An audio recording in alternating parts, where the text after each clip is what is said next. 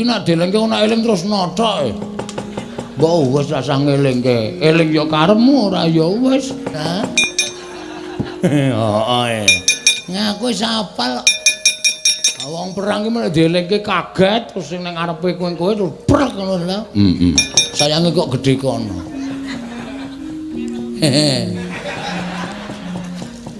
Sopo sing padha karo kowe? Petruk. Painah.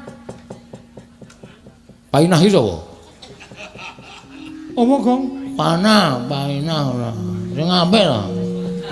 Kok nggo kaya ngono tok ngapake? Tak tangani ning sandal e. Oh. Ning ana wong wedok tak ngekeki sore ning. Ana manut aku golek sirkus. Heeh. Iki didol ning sirkus payu larang, Tru.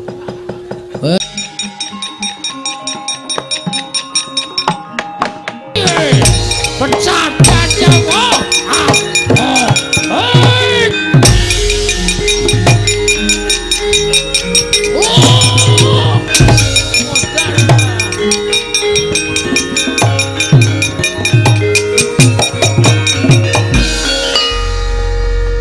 Apake, Gong? Tak mod ndase. Ratu kok gragas. Sapa-sapa dicokot, sapa-sapa dicokot. Ndara Werkudara dikapake. Aku weruh, Tru. Heeh. Ngantem Ndara Werkudara ora apa-apa kok ndur mak cekel nggon gulu. Ndara Bratasena nganti ora eling. Delengke, Gong. Gah. Kok emoh? Iki nek delengke ora eling terus nothok. Mbok wis rasah ngelingke. Eling ya karepmu ora ya wis. Emut Den, Gus. Ndara Werkudara emut.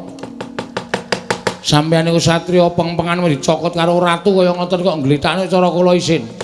Eling, Ndara.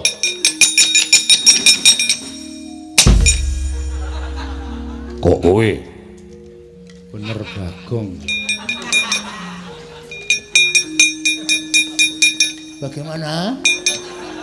Heeh. Ngaku wis apal. Wong perang ki mek delengke kaget terus sing ning ngarepe kowe terus brek ngono lho. Heeh. Aku wis apal aku. Ha iya. Aku mulane ra seneng karo Ndara Werkudara. Sithik-sithik ngampleng, sithik-sithik ngampleng. Apa dhek iki terus wong top ngono apa piye? Terus aku dianggep mung wong kere, mung wong kawula mung ngabdi terus ndase nggo keplak-keplakan apa piye? Anggepe kok dume awake gedhe. Coba padha karo aku tantang mentah-mentah. Sapa? Werkudara. Upamane Werkudara ki, Ndara Werkudara padha karo kowe. Wah, wis tak sikat wingi-wingi. Amarga dhek iki gedhe, gagah perkosa. Aku nek arep menang saka ngendi? Kowe ngerti dhewe to mau nothok ndasku ning Padukan Karakadepel mau? Heeh. Sarta upama padha ngono dedeg piadeke padha. Ya ora padha dhek dhuwur sithik lah. Oh. Sikat wingi-wingi. Tak adus, Gong. Hah? Tak adus. Rak bar adus to kowe? Heeh, aku tak adus ning kali kok kaya penak banget. Menan asli wong padha niku tak antil wingi. Sayange kok gedhe kono.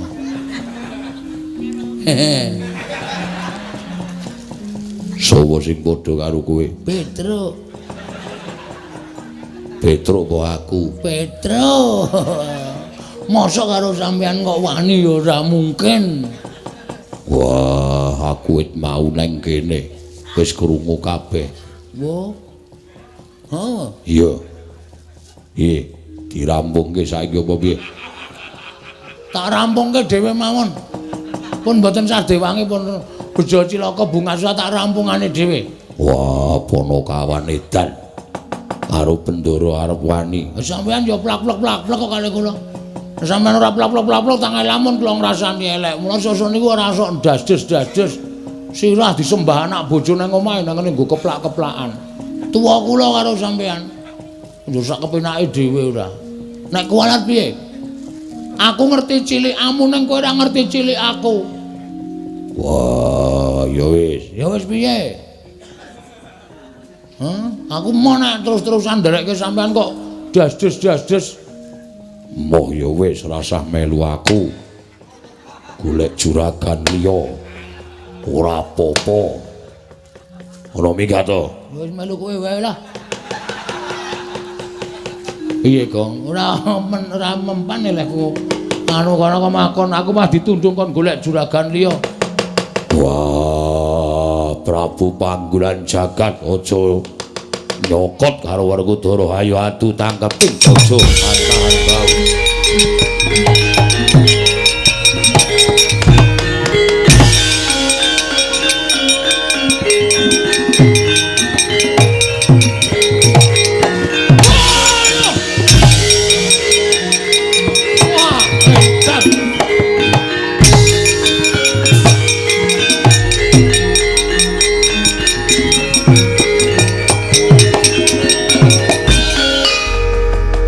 Menungsa ora tatanan kekuatane ngedap-edapi piye.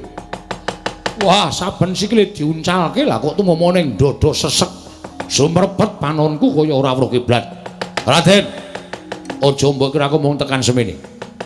Kowe kuat nadai pusakaku Kyai Candrawirayang. Kowe iso urip kena Candrawirayang. Cilike kowe isih iso ngadeg aja dundang Prabu Panggulan Jagat. Lakon tak tibani pusaka Candrawirayang kowe ngletak ora eling dadi bandaning Prabu Panggulan Jagat keparat.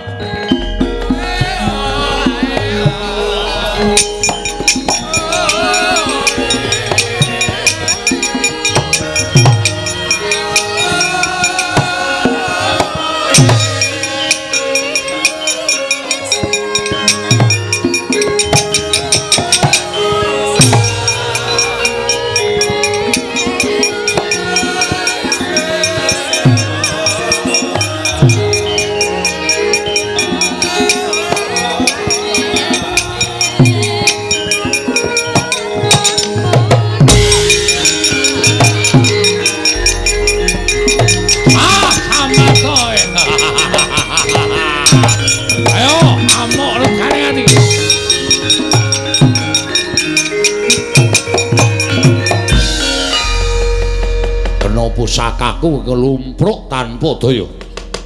Nadyan ora tekaning pati nanging kowe ora duwe kekuatan pepes bayu kang tapis Werkudara. Prajurit. Bondo tangane krincung sikile leboke pakun jalan si Werkudara. Iya.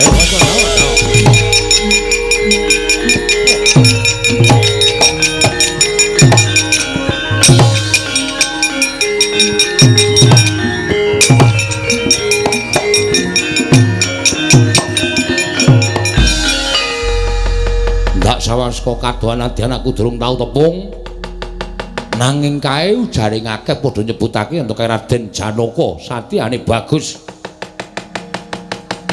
Gaya teja pengawak tirta pamrujenar kaya kencana sinanglik. Kowe arep mbelani karo dulurmu tuwa tiban pusakaku nyusul karo kadangmu Jodipati Warna.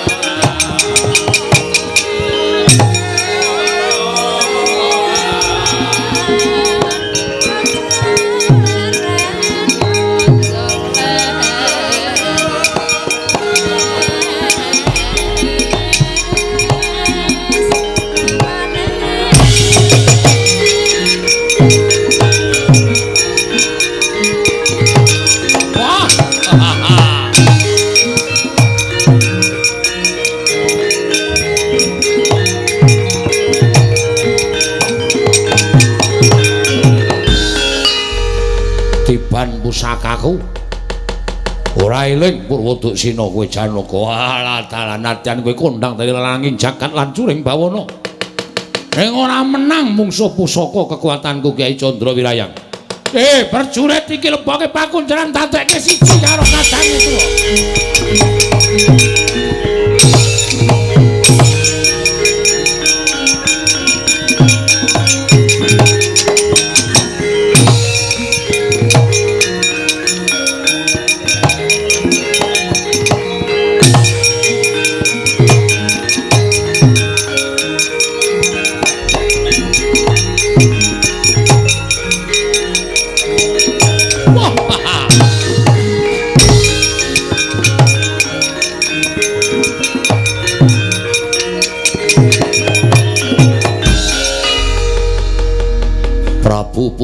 Puntadewa.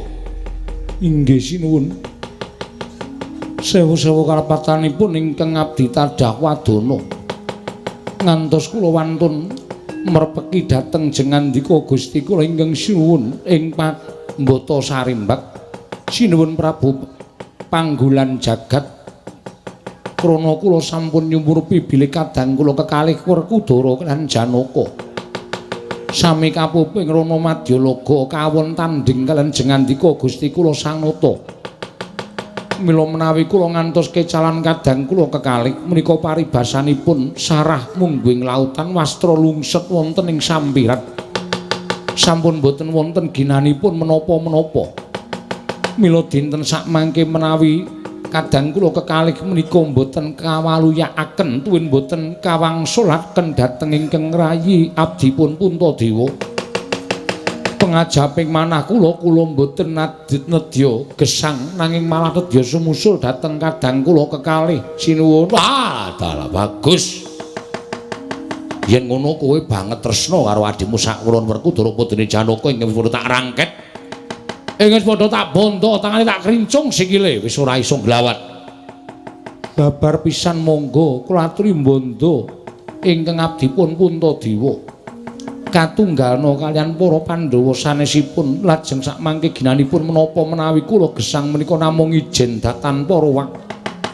Mboten wonten sederek miwah mboten wonten kadang. Kula ingkang saking menika kula pasrah bongkokan dhateng paduka Gusti kula ingkang Sun Prabu Panggulan Jagat. Prajurit! Bondo lebake pakunjaran Puntadewa.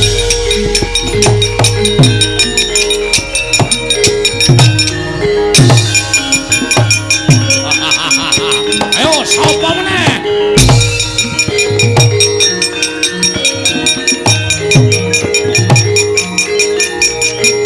Wis to.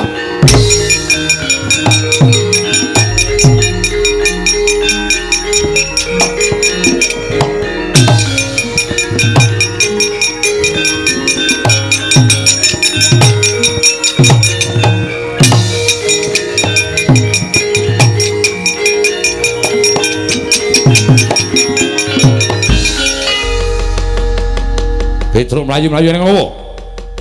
Matur Ndara Baladewa sewu lepat diagung mangaksami nggih. Yo, eneng ngopo? Piye kabare peperangan jroning Karangkadempel? Werkudara ingkang nalika semana sagung ngundurake Prabu Panggulan Jagat. Lah kok dadi ora ana kabare malah kowe mlayu-mlayu kaya bocah cilik iki eneng ngopo? Sewu lepat nyuwun pangapunten. Nggih.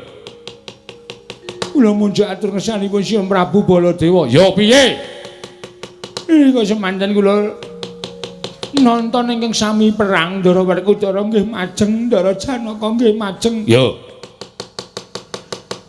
Pinanggih kaliyan Prabu Panggulan Jagat sing ajeng boyong Bapak Semar. Yo sabanjure. Dumadakan sareng sami aben ajeng. Ndara Werkudara. Lho. Kowe kok nangis ngopo? Ndara Werkudara sinuwun. Bendara Werkudara ya kene. Ndara Werkudara kenging painah. Painah iki sapa? Apa, Gong? Painah ora. Sing apik lho. Panah. Hah? Panah. Kenging panah. Ndara Werkudara nglumpluk tanpa daya. Lajeng Ndara Janaka nggih majeng. Ndara Janaka ya nglumpruk tanpa daya. Lajeng Ndara Puntadewa ya maju. Ndara Puntadewa ya nglumpruk tanpa daya. 13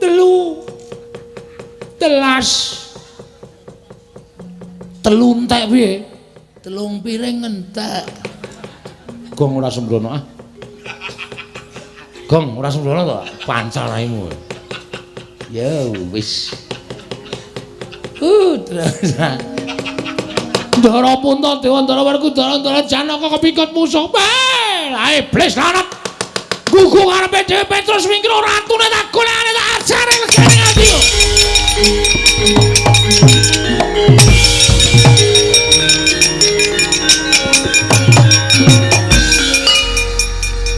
Ming mlayu kok dadak nyampar rai lho. mesti kulino aku. Lamit. Ya ngopo iki ora? Dadak nendang barang ora. Nendange ra bener. Tak paske mata entuk pipi. Oh ketegelen kowe nek ngepaske mata ki. Men sakan kowe. Ngati-ati ya, Gong, muga-muga Ndara Baladewa ki iso ngrampungi karya. Den, ngatos-atos, Ndara.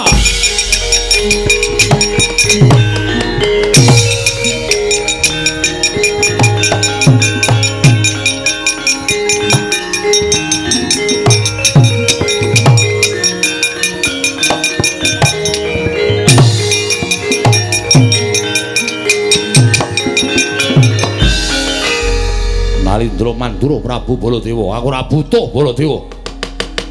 Aku ora butuhake Ratu Mandura. Ning kowe arep nggilani karo dulur-dulurmu sing wis tak rangket. Baladewa. Kowe arep mbelani karo Werkudara, Janaka karo Puntadewa, tiban pusakaku ora tak gawe tekaning pati. Ning tak gawe kewirangan nggonmu urip ana ing alam padhang saka panguwasaning Kyai Candrawirayang Baladewa.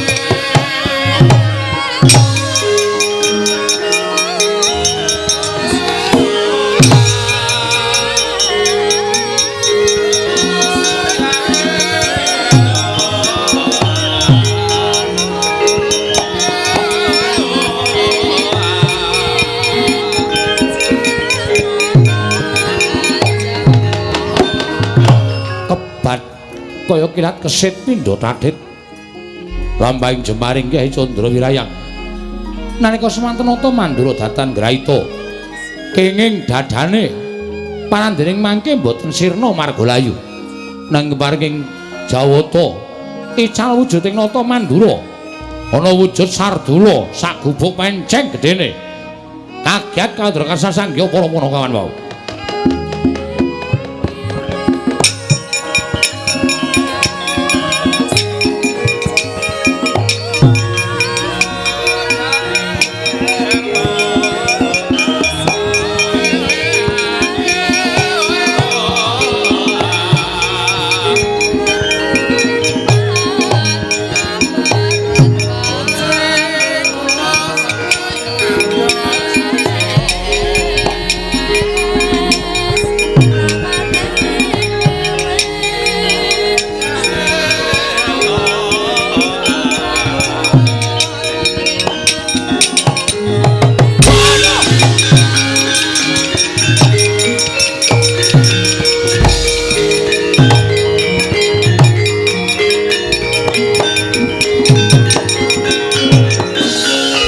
Maning jajalan sukertaning bawana wah menungsa licik kowe panggolan jagat durung babak kulitmu durung putung balungmu kowe ngentokke pusaka ana dadaning Baladewa ya mrene ya yen ora juweng-juweng ku andamu Den Ndara ken riyen Den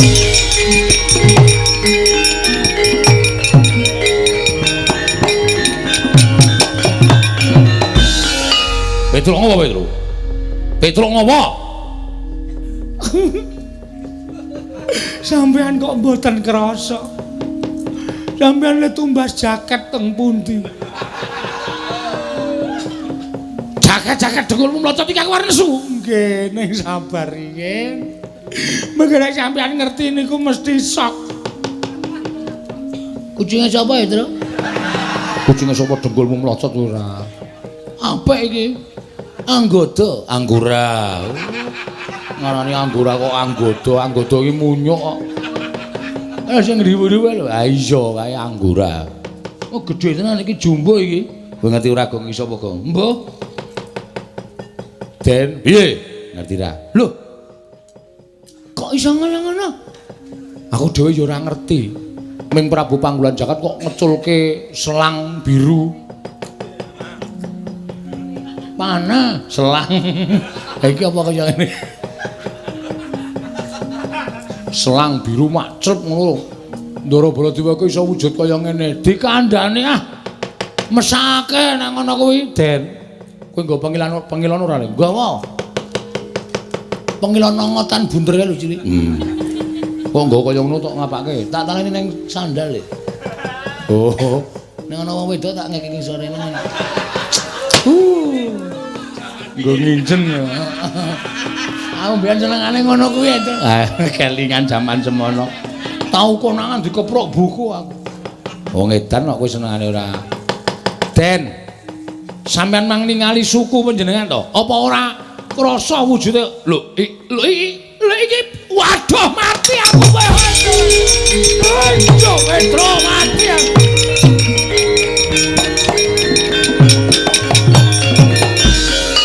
Waduh mati Petro iki aku piye iki? Petro iki aku dadi kaya ngene iki piye Petro? Kula dhewe ya ora ngerti. Sampeyan kenging panah nesu-nesu wae terus ngerti-ngerti wonten kebul makbul. Ilang wujud ing Ndara Baladewa wujud macan. Waduh Petro, ati aku. Lah iki aku ora iso bali nang Mandura nek wujud kaya ngene iki. Iki piye Petro? Kula dhewe ya radong ratune ya digdaya tenan. Piye kok? Ana manut aku golek sirkus. Heeh. Iki didol ning sirkus payu larang, Tru. Tenan lho. Macan bisa bicara. Bagong tak kletak ndasmu, mudhar ora. Ora sembrono aku ki ratu, Gustimu didol ning sirkus ki apa? Ora usah dijelaske, ndak malah. Butuh wektu. Ngeten mawon. Piye, Petro? Sowan Bapak Semar. Sampeyan wujud kaya ngeten iki kok sebabe apa, jalanane apa lan kudu kepiye?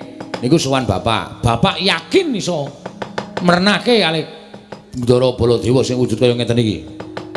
Aku kula percaya Bapak mesti yakin iso mrenake. Yo, aku tak sowan Bapakmu Semar. Nggih. Semar, aku tulung ana wujud kaya ngene, Semar.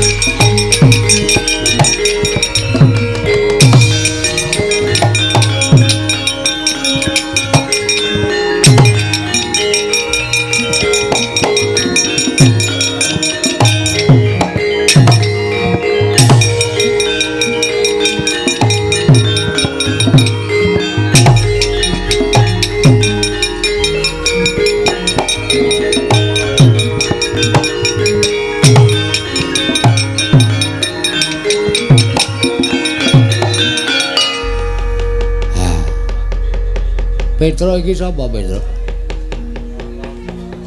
Niki sinten napa Ndara Baladewa, Pak.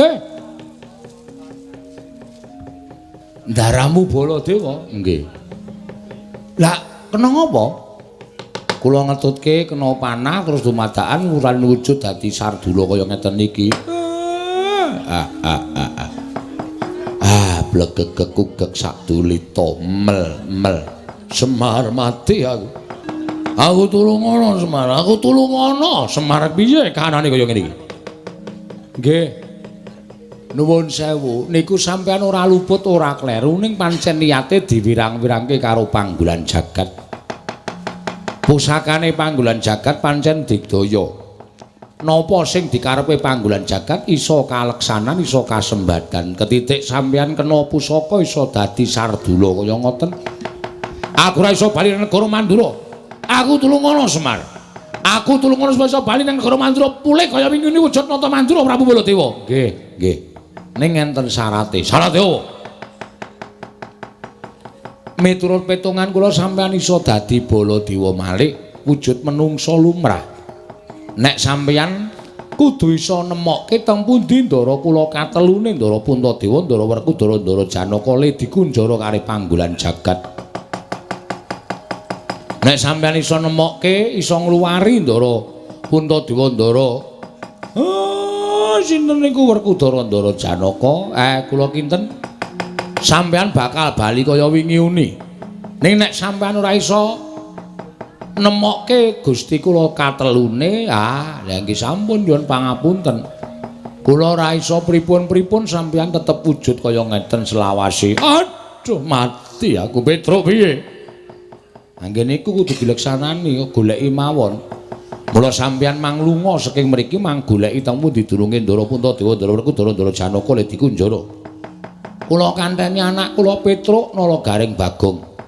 supaya sampeyan aja nganti dioyak-oyak wong desa, dioyak-oyak para kawula disengguh macan tenanan. Yo.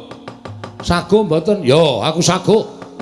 Nek pun sago, mriko mang mlampah liwat mburi mriki mawon ndak ketemu panggolan jagat. Petruk Bagong daramu iki tutno. Waduh. Tutke macan, Gong. Ayo wis mudhun derajate. Mau ngetutke satriya saiki ngetutke macan. Ora apa-apa. Engko nek ngelih ati dikresak. Bagong aku ora doyan daging. Macan kae aku pangananku kaya menungso. Oh nggih pun, soalé mengko nek tiba-tiba sampean lapar terus kula pas nunggu sampean terus maem ya cilaka temene terus. Ayo. Pun monggo ten kula dherekaken. Ayo Petro aku turno. Monggo Gus kula dherekaken Pak, kula tak ngetutke anu napa macan. Ya sing ati-ati jaganen. Aja nganti dioyak-oyak wong Karang Pradesan.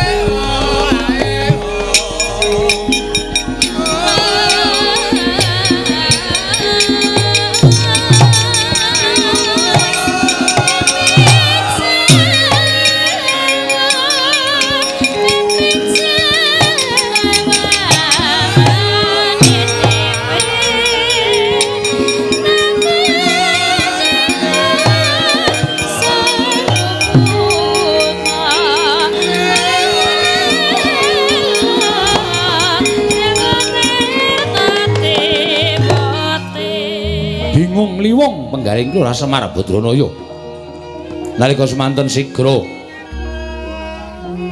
amendhet sumping Lombok Abang binanting wonten ing Bantala ical wujuding sumping Lombok Abang wenteh ana wujud Kyai Semar jebles datan ginggang sarikma kaya jambe sinigar.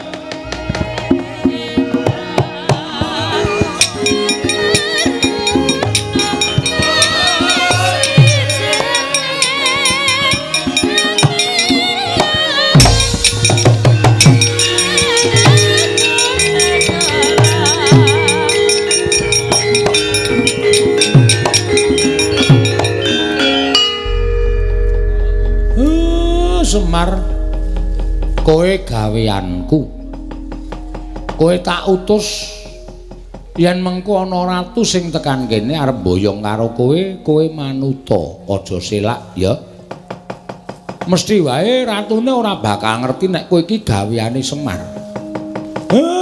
Aku tak ngatas kelawan dewaku ing ngatasi Semar kepengin bangun desa wae lah kok dadi kaya ngene pacobane kudu tak tampa.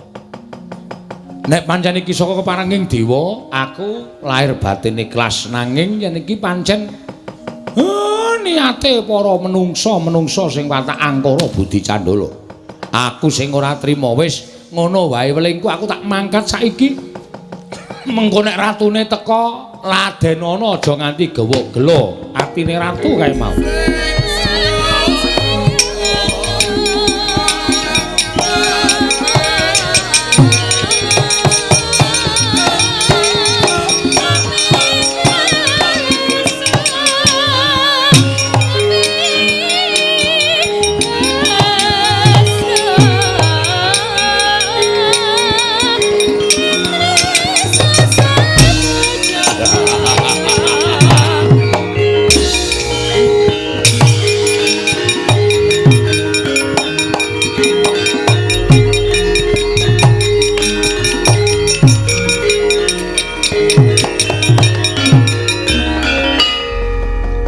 Nadyan kowe dipageri karo menungsa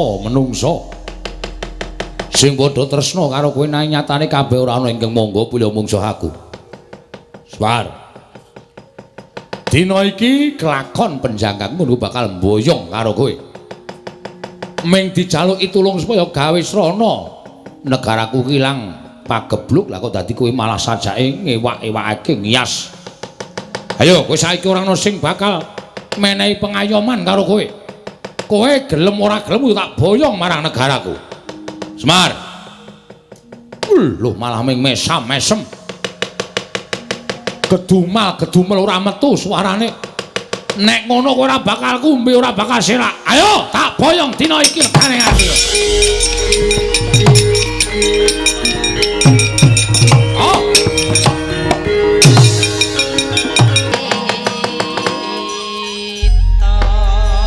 niat langaning kalanggawan gelar pandaan moncar tinon lir kekonang surem sorotetan badang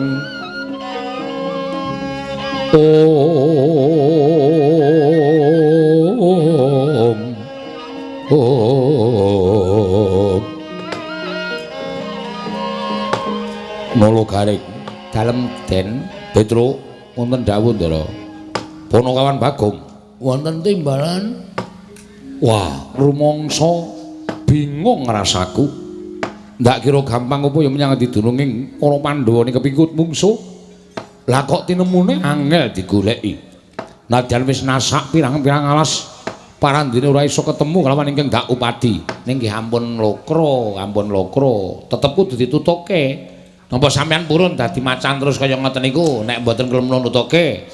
Nek kersa dadi macan terus kaya ngoten niku nggih pun kondur mawon teng Mandura mboten sang goleki Ndara Pandhawa. Lah wong sampean ya ora terus semangat kok ya. Matlangening kalangwan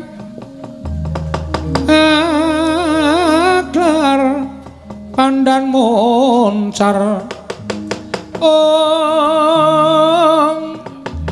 tinon lir kakonang surem sorotetan badang kasor lan pacaring purnameng gekono dasari mangsa katiga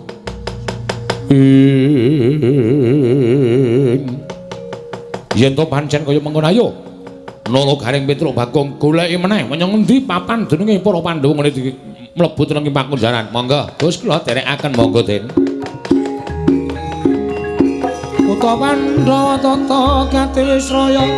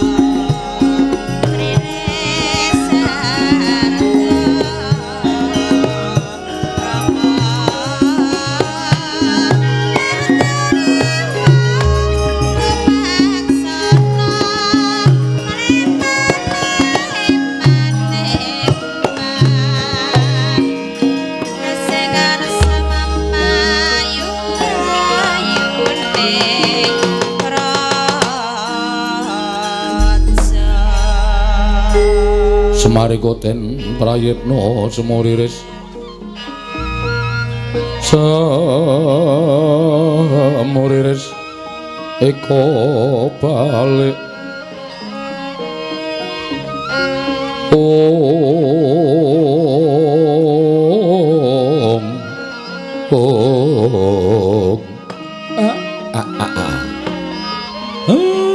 Bukulun kula ingkang sowan.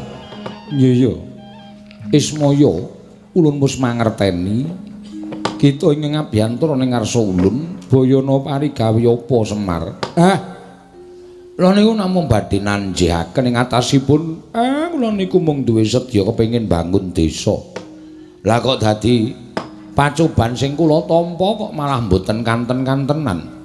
Mboten namung tumanduk dhateng pun Semar nanging ngembet dhateng punden kula para Pandhawa. Semar yakti apa ingkang bakal kita leksanani ana ing Karang Kadempel tan bisa pisah kalawan para Pandhawa. Panakawan kuwi tetunggalan kelawan para Pandhawa. Mula kang sangka kuwi Semar, Pandhawa kudu wal saka bebaya ya mung kita kelawan Nata Ndarawati ingkang bisa ngrampungi bebaya ing tumanduk marang momongan kita para Pandhawa. Lamun kita bisa ngrampungi pacoban ingkang gawe sengsaraning para Pandhawa lumantar Nalindra Sabrang ingkang sowan ana ing ngarsa kita nalika ning padukan Karang Kadempel, yen kita bisa mangrurah satru murka wujuding Prabu Panggolan Jagat, yakti kita bakal ngerti sapa ta sejatine ingkang wis wani nggirigodha kelawan apa kang dadi gegayuhan kita Semar. Gunjang kancing langit kelap-lapaton lirgin canging risang mawe gandrung. Lah lajeng anggen kula saged ngrampungaken kita aja pisah lawan Nata Ndarawati.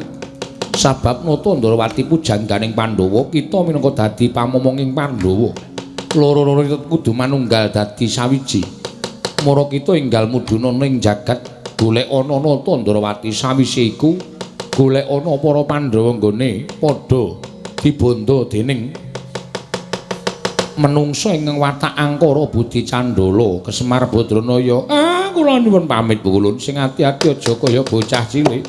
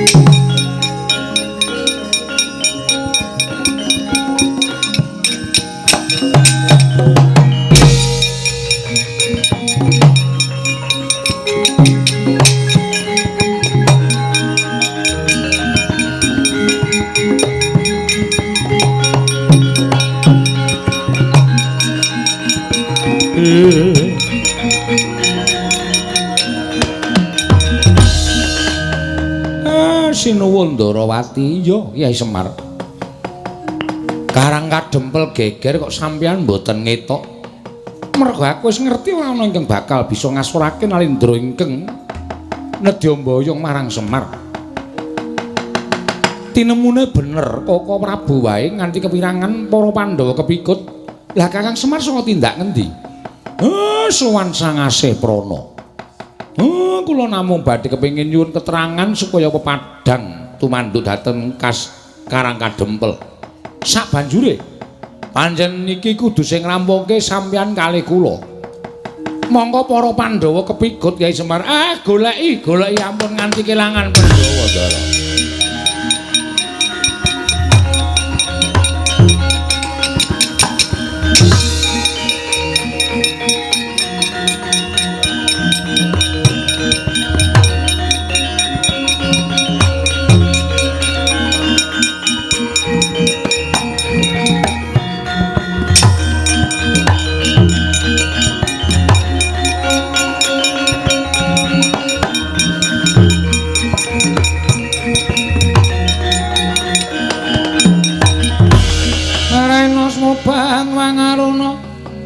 Kadinetraning nganggo rapo sabdaning kukiloring kanigara sageter kene dunganing kunglir wuwu sing pini panca nalika semanten Pandhawa kinunjara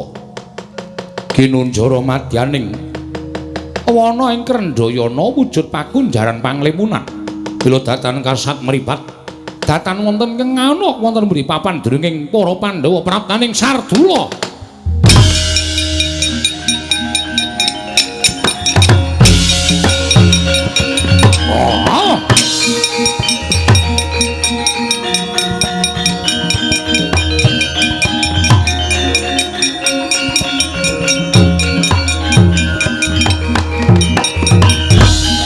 Petro wonten dawuh Den. Dina samengko wis kecandhak menyang endi dununge para Pandhawa. Sampeyan kok ampun ngawur wong niki alas kaya kenten kok kecandhak pripun? Yen ditonton nganggo netra waloka pancen wujude alas. Nanging iki ana wujuding pakunjaran. Mongko wujuding panglimunan tegese ora kasat mripat. Mula ora ana ingkang ngerti pakunjaran iki. Welatan. Mbok menawa lebete pepundhen Pandhawa sinuwun. Mbok njajal sampeyan budidaya supaya iso jebol pakunjaran iku jarene bapane sampe iso ngluwari para Pandhawa iso bali kaya wingi uni Ndara. Gunjang ganjing langit kelap-kelapaton lir kincanging risang mawe gandrung tinebak pakunjaran dening Sang Sardula kedadosan saking Nata Mandura. Temah jebol punang pakunjaran Nata Mandura ingkang wujud Sardula bali kaya wingi uni.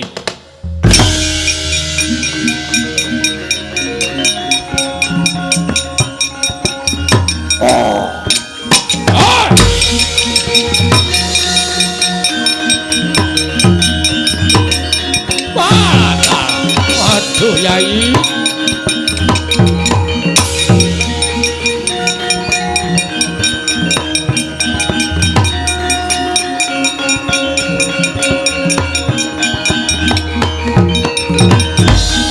Koko Prabu ngaturaken panuwun dene Paduka sampun saged ngluwari dhateng ingkang rayi tuwin kadang-kadang Paduka.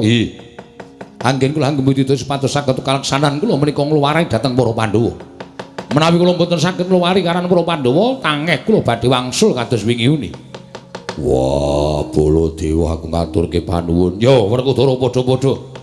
Koko Prabu kula ngaturaken panuwun. Yo, Arjuna. Tiba padha-padha ora apa-apa ya. Nyatanipun Kakang ya wis iso bali wujud kaya Nata Mandura ingkang sadurunge.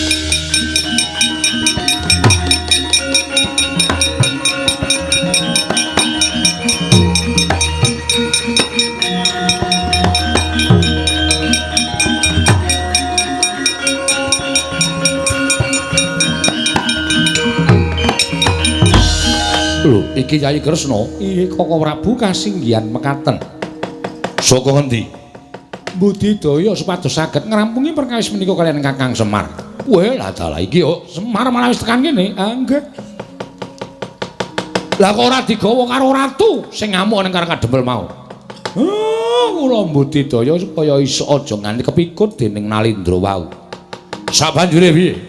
Koko Prabu kula suwun Kyai Prabu Darmaksuma lan Werkudara menapa dene Janaka supados kadherekaken wangsul tawi kondur wonten ing Karang Kadempel. Lho, ora ning Ngamarta. Ingkang badhe gadah damel menika Kyai Semar. Lah Syadi bakal tindak menyang endi lan apa ingkang bakal mbok tindakake? Kula lan Kakang Semar badhe ngupaya Nalindra ingkang sampun damel ribet kawontenan Karang Kadempel. Oh ngono. Inggih. Ya, Yai Prabu wonten dawuh. Monggo kula dherekaken kundur wonten ing Karang Kadempel. Monggo Koko Prabu sangan kene Koko Prabu.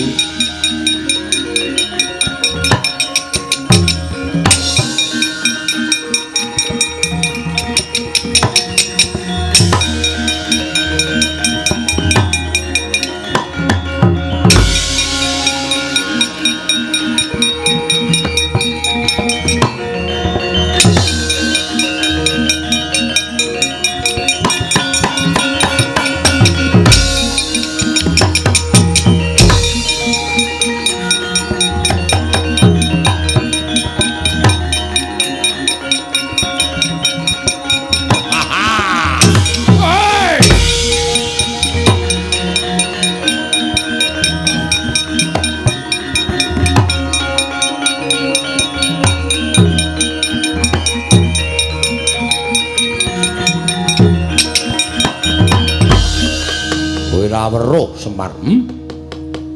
Kondange kowe wong waskita, kondange kowe wong awas. Kondange kowe wong pinter nanging saknyatane jebul bawur paningalmu. Ora tamat kelawan kahanan ingkang saknyatane. Kowe ora ngerti sapa sejatine aku. Nggonku budidaya gawe sirnamu wis tak angkah pirang-pirang abad nanging ora tau kelakon. Dina samengko bakal kelakon penjaga kono bakal nyirnakake marang pamonging wong tanah Jawa. Kowe tekaning pati ora ana ingkang dadi pengayomaning para Pandhawa. Pandhawa wong Sukerta ingkang wis tak kunjara dadi panganing wadya balaku mati dening aku Semar kowe.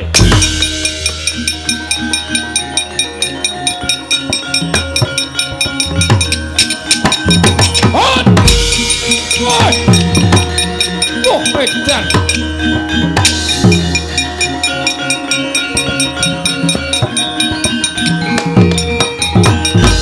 Wah, panus maning jajalan. Lah kok dadi diapusi ya? Semar tak pateni wujute sumping lombok abang cetha gawean. Amuk legane atiku. Ya.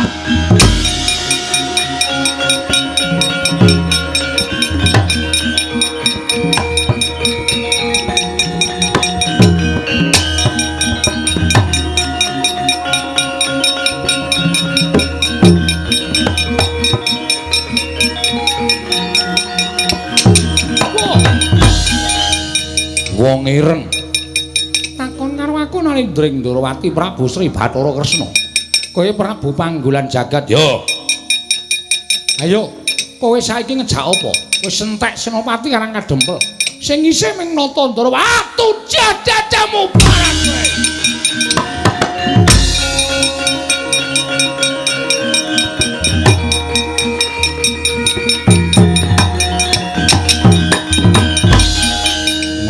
Ora tatanan gugu arepe dhewe ngina karo Prabu Panggulan Jagat Clorong Candra Wirayang. Wah mbuh sakenane sapa iki?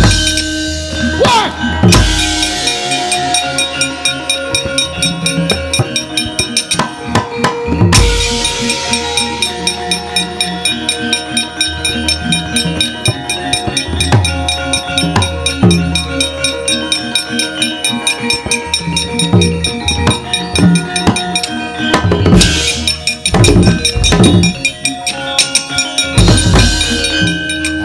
bedhek ana panah kok iso ubah dhewe.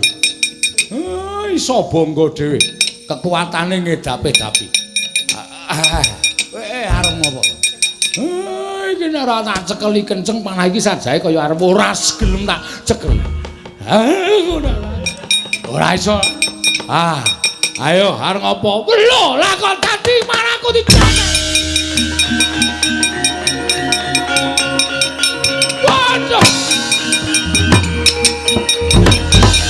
Wah edan, pusakaku digawa dening Semar. Iki pusakamu to, yo. Candra Wirayang, nyo tak balekke. Waduh. Wah.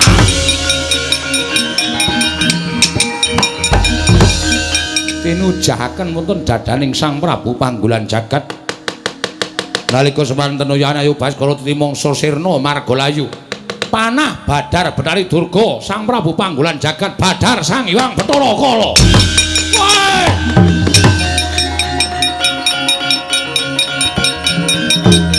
Atobat.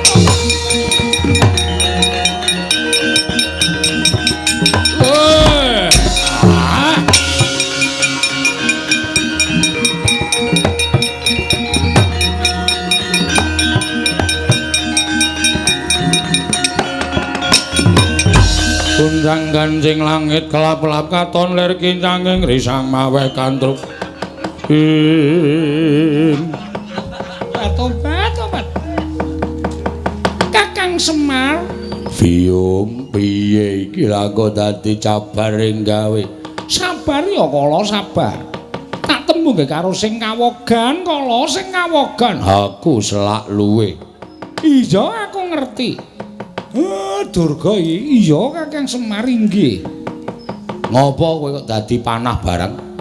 Dipun nangisi Bathara Kala pados kula pados tedha. Monggo nyatane Sasampunipun menawi kula badhe mejahi para Pandhawa menika menawi Kyai Semar tasih sugeng menika mboten badhe kelampahan. Terus aku arep tok pateni. Sir kula kados mekaten supados kula gambelanipun mejahi para Pandhawa. Wah, Tak kandhani ya Durga. ora ana ala ingkang tumama ing becik.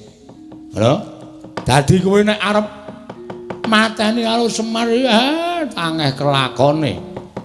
apa Semar wae lak pangane Kok sik kok kala war mangan aku mendem kowe. Ora bakal kowe kuat makan daginge Semar. lagu terus piye? Betahe Durga jak bali. Ayo jak bali. Kala kuwi jak mulih. Aja ngampiak-ampiak gawe patring pundhenku para Pandhawa. Kowe wani ganggu gawe para Pandhawa, ganggu gawe kawula Karang Kadempel, gedene ganggu gawe kawula negara Ngamarta. Konangan Semar malah dadi emput kowe engko. Inggih, ayo mulih. Wadya balamu jak mulih kabeh. Sing picak dijoroke. Tobat. Digandeng, sing lempo digendong, sing bisu dijawil. Wadya balamu ganggu gawe dulur-dulurku kali nangka kene aku mbala geni mungsuhe Semar. Nyuwun pamit Kyai, nyuwun pamit.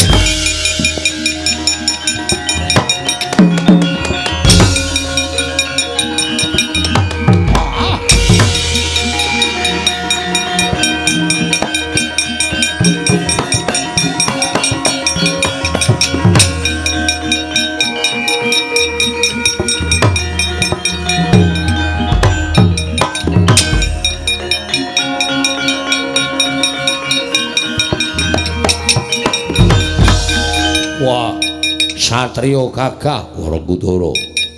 Kowe sapa? Tumenggung Prawara Kendra. Ratu Gusti Kulang tak kedhepake belani aku.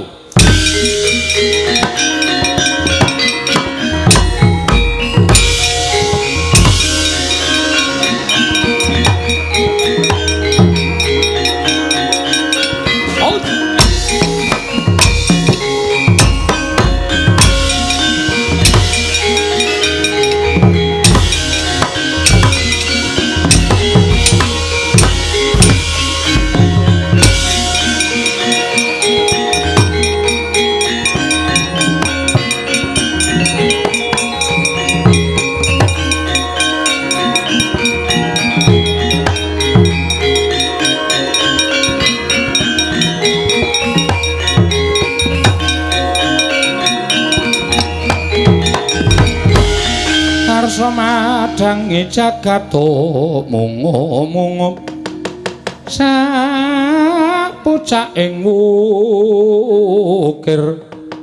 marebak bangsu mirat keneng soroting surya mekalan gunung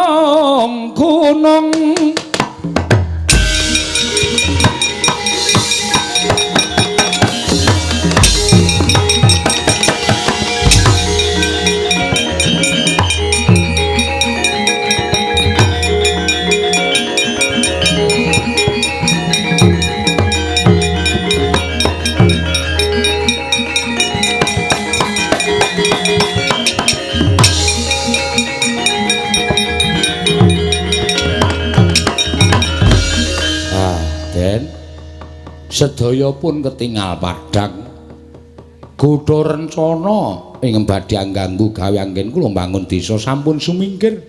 Awi tetunggalan manunggal Nara Praja Nayaka kan para kawula sengkut gumregut mbangun desa Karang Kadempel supados langkung rukun, langkung manunggal, mboten saged dipun pisahaken mawi menapa kemawon. Tentrem ayem nirbaya nirwikara durga mendhak kala sirna lan tansah nampi barokahing Wang Mahanasa. Ya Semar purnaning gati sura sudrajane ingkang retsuh brasta kamping olah Darmastuti rahayung sami makarya rahayung samya pinanggih Ndara.